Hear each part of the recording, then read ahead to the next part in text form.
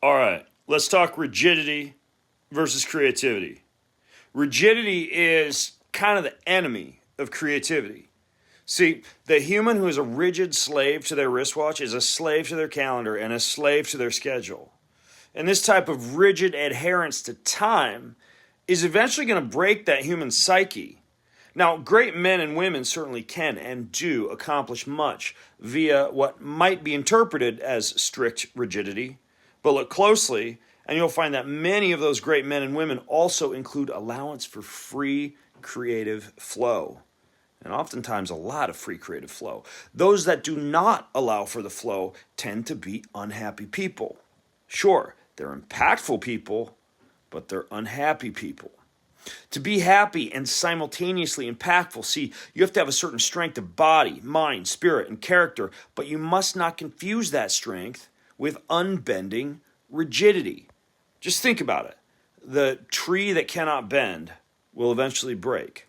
So you must have flow and be able to respond with relaxed adjustments to the many curveballs and unanticipated stressors that life might throw at you.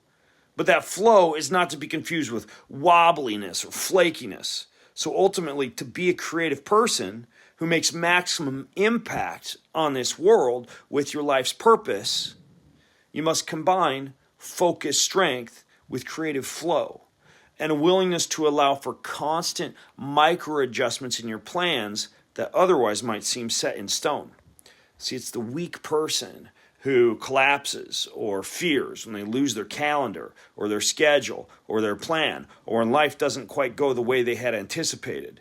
It's the strong person who is resilient, who bounces back, and who allows such stressors to flow like smooth water off of their back. So if you want to learn more about how to release control, I'll include a helpful link to this video where I talk about my own OCD-like tendencies. In the meantime, think about it. Where are you too rigid? And where can you release some of that rigidity to free up more creativity?